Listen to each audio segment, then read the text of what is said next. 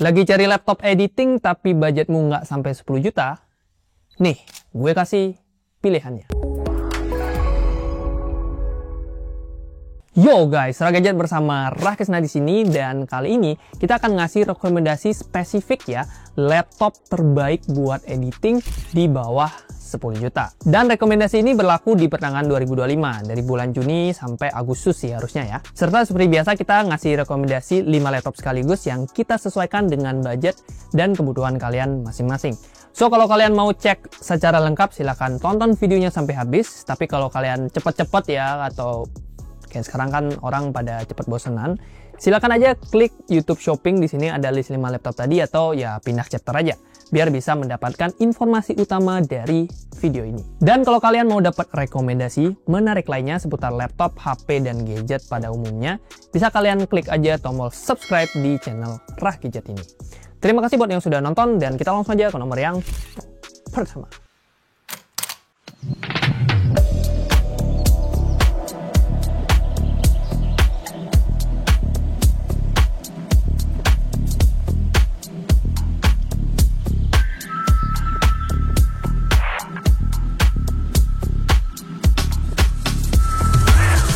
Laptop terbaik untuk editing di bawah 10 juta, yang pertama adalah Axio Hi-Fi AMD X52. Buat kamu yang budgetnya di 5 jutaan tapi pengen laptop yang udah mumpuni buat editing Full HD, bahkan editing 4K, ini gue ada pilihan yang menarik.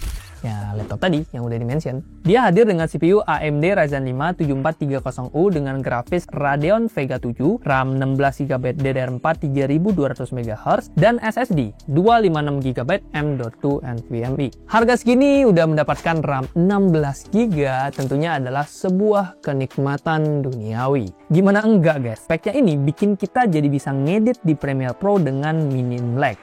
Tapi itu video Full HD ya. Kalau 4K ya pasti ada masih nge-lag-lagnya dikit. Ya tetap bisa kok, cuman banyak-banyak sabar aja.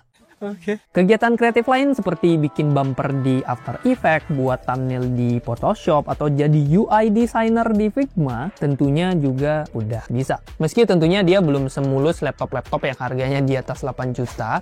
Cuman buat kalian yang bisa dibilang sebagai editor pemula, baru belajar, atau memang budgetnya mentok di 5 jutaan, laptop ini tetap recommended kok. Axio Hi-Fi AMD X52 hadir dengan layar 14 inch IPS Full HD. Color gabutnya masih 63% sRGB. So ya memang belum oke buat editing profesional. Tapi ya di harga 5-6 juta kalau kalian mau layar 100% sRGB ya sulit banget sih. Cuman kalau kalian mau nabung atau nambah budget lagi sedikit di 6,6-6,8 gitu, kita ada rekomendasi laptop yang udah 100% sRGB pada list berikutnya. Jadi pantengin aja videonya. Untuk ergonomis, Hi-Fi memiliki bobot 1,41 kg dengan tebal 1,94 cm.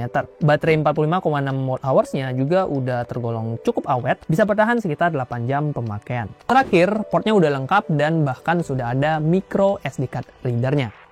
Ini penting nih buat para editor ya.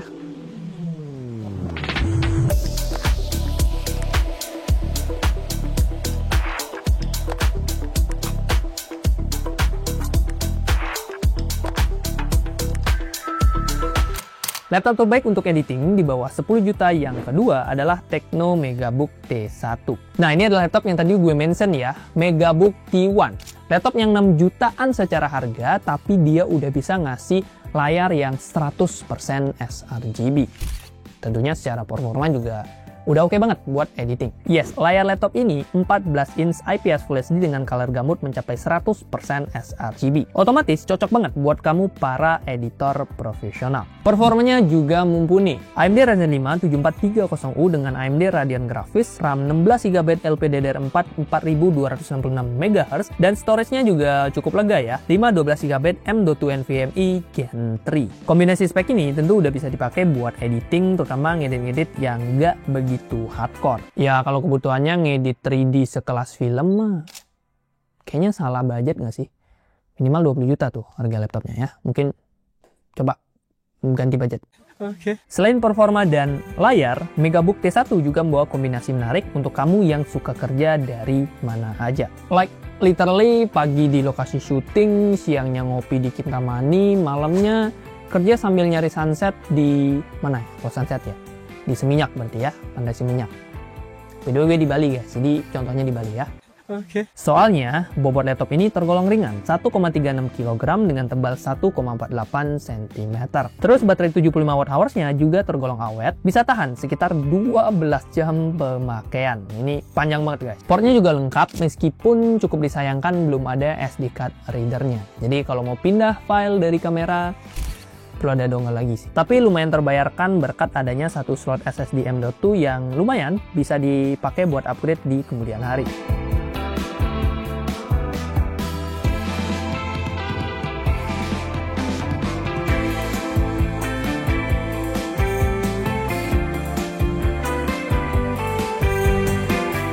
Laptop terbaik untuk editing di bawah 10 jutaan yang ketiga adalah Advan Pixwar. Sebenarnya branding dari laptop ini adalah laptop gaming di harga 7 jutaan. Cuman menurut gue kalau kalian memang nyarinya mentok di performa dan budgetnya juga mentok di 7 jutaan, laptop ini tetap recommended buat kebutuhan editing. Dari CPU-nya aja udah kenceng guys. AMD Ryzen 7 6800H dengan AMD Radeon 680M, RAM 16GB DDR5 4800 MHz dan storage-nya 512GB M.2 NVMe. Buat yang belum tahu, Radeon 680M ini secara performa udah setara dengan GTX 1050. So ya, udah mumpuni banget buat kebutuhan harian kayak kerja, ya tentu kerja ya, multitasking, ataupun kebutuhan entertainmentmu. Contoh kerjaan yang udah bisa dihandle kayak ngedit video Full HD, ngedit video short di CapCut, atau visual design menggunakan Photoshop dan Figma. Kalau mau lebih berat kayak ngerender 4K sih ya bisa-bisa aja, tapi tentu nggak semulus itu ya guys ya. Ingat guys, ini harganya 7 jutaan ya, jadi harap maklum aja.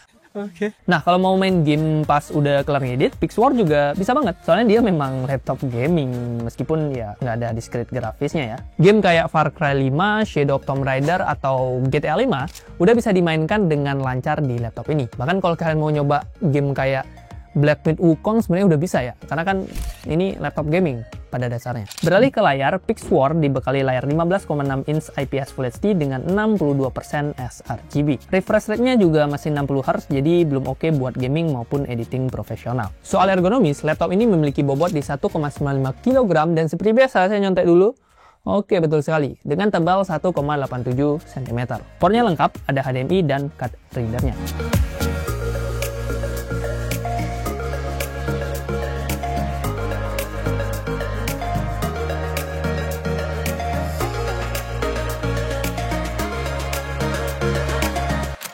Laptop terbaik untuk editing di bawah 10 juta yang keempat adalah Asus TUF A15 FA506NF. Ini adalah laptop gaming rasa kantoran karena dia punya performa yang beneran laptop gaming, tapi secara desain masih oke buat para pekerja kantoran. Terutama buat para pekerja kreatif yang bakalan sering ketemu klien.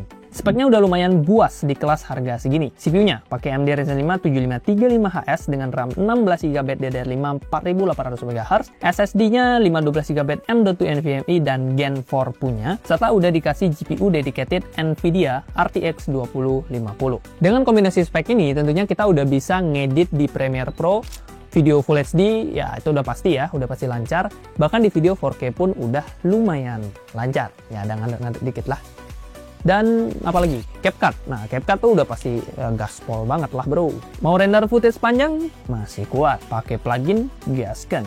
Mau ngerjain video untuk wedding, bikin reels TikTok atau konten YouTube, nah ini laptop juga udah bisa guys. Lanjut ke layarnya, Asus TUF A15 ini pakai panel 15,6 inch IPS Full HD 144Hz, cuman secara color gamut ini masih mentok di 62,5% sRGB. Jadi kalau ada kebutuhan buat color grading profesional ya lumayan harus hati-hati biar nggak salah warna, terutama kulitnya itu ya, nanti terlalu kuning gitu kan. Nah, intinya bisa hati-hati. Atau pakai monitor eksternal nambah 1 juta juga bisa ya, cuman nambah duit.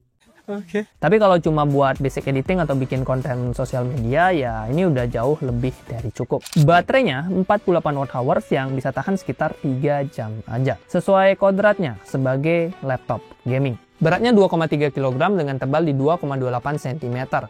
Jadi sebenarnya lumayan berat, cuman karena ini laptop gaming ya standar sih. Portnya lengkap dengan opsi upgrade yang juga aman di 1 slot RAM dan 1 slot SSD M.2. Cocok buat lo yang butuh laptop kerja keras tapi masih bisa tampil gahar di meja editing.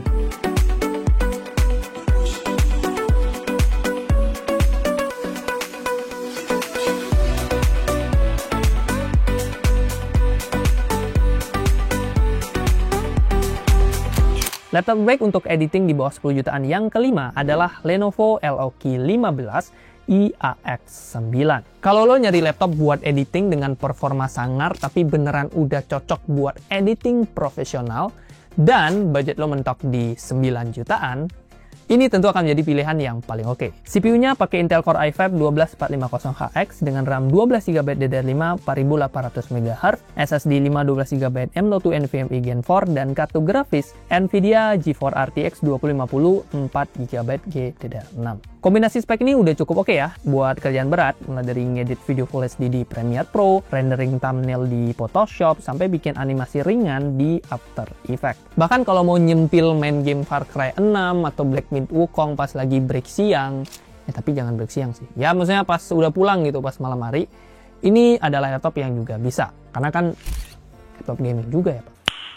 Nice. Yang bikin laptop ini makin menarik ya, terutama buat konten kreator adalah layarnya. Panel 15,6 inch IPS Full HD 144Hz dengan kecerahan 300 nits serta color gamut 100% sRGB. Ini adalah poin penting yang bisa dibilang jarang banget bisa kita dapatkan di 9 jutaan, apalagi di sebuah laptop gaming. Dengan 100% sRGB, buat kalian yang punya kebutuhan untuk color grading, perlu akurasi warna, ini tentunya udah mumpuni. Tapi ya semuanya ada konsekuensinya. Beratnya jadi lumayan di angka 2,4 kg dengan ketebalan di 2,19 cm.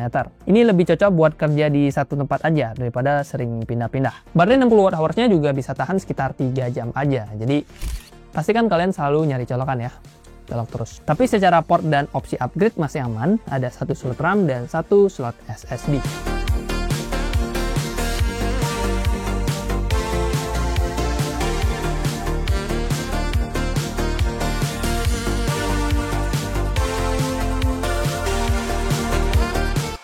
Yo guys, itu dia 5 laptop terbaik untuk editing di bawah 10 jutaan yang bisa kalian pertimbangkan di pertengahan tahun 2025.